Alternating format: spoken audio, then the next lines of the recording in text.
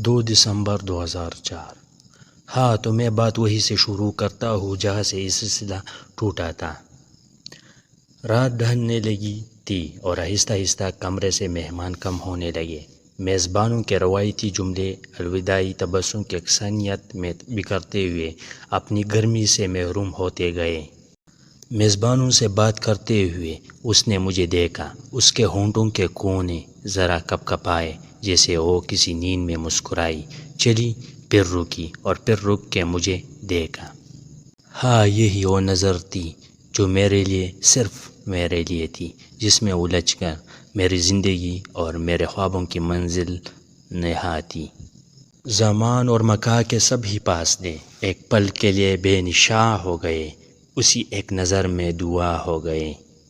پھر نہ میں تھا اور نہ کچھ اور، بس ازل تا ابد ایک خوشبو روا تھی اور اس خوشبو نے مجھے اپنے حصار میں لے لیا تھا۔ یہ صورتحال خود میرے لیے بہت حیران کن تھی۔ کیا آپ کو کسی ایسی صورتحال سے واسطہ پڑا ہے؟ اس رات جب میں ڈنر پارٹی سے لوٹا تو یہ جان چکا تھا کہ محبت کا سحر علیزہ کا روپ دھار کر مجھے جکڑ چکا تھا۔ کہتے ہیں محبت وہ چیز ہے جو اگر عقل مند اور بیوقوف کو ہو جائے تو دونوں میں کوئی فرق نہیں رہ جاتا۔ محبت کا انجام مما پاپا کی ناکام شادی کی صورت میں میرے سامنے تھا۔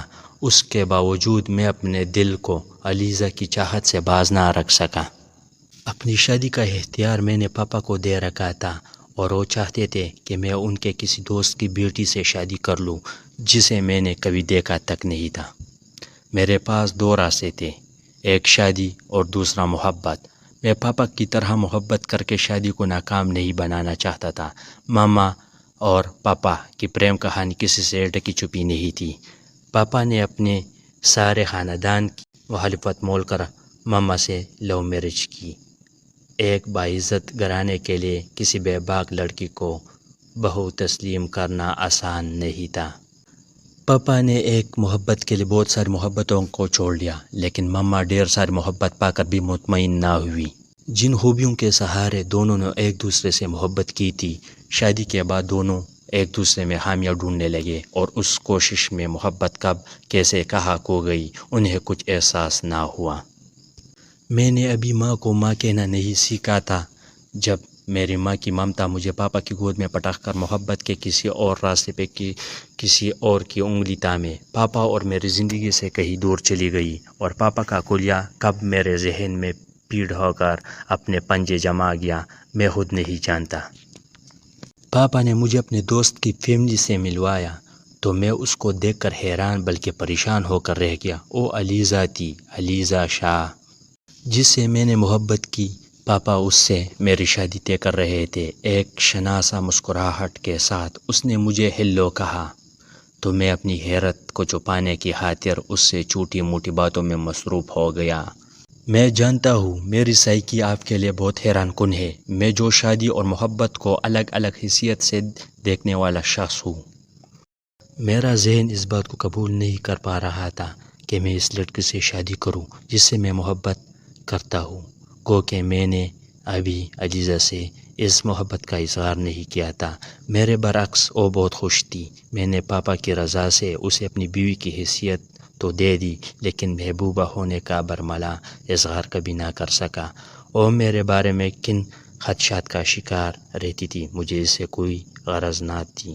میں زندگی کو جس انداز سے دیکھا کرتا تھا اسی انداز سے گزار رہا تھا، نہ جانے پھر بھی میں مطمئن کیوں نہیں تھا۔ میری آنکھیں رات کے بوجھل عذاب جھیل جھیل کر تک چکی تھی۔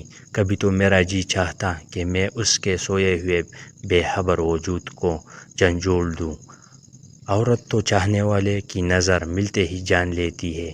پھر تم یہ کیوں نہیں جان سکی کہ صائم حیات تمہیں چاہتا ہے دل کی تمام شدتوں کے ساتھ؟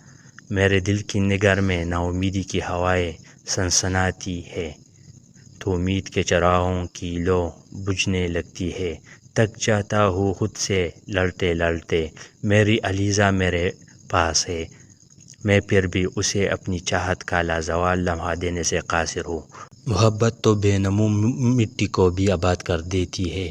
میں تو پھر مرد ہوں، کیسے ایک جیتی جاگتی مورت سے دور رہ سکتا ہوں جو محبت ہے، سراپا محبت۔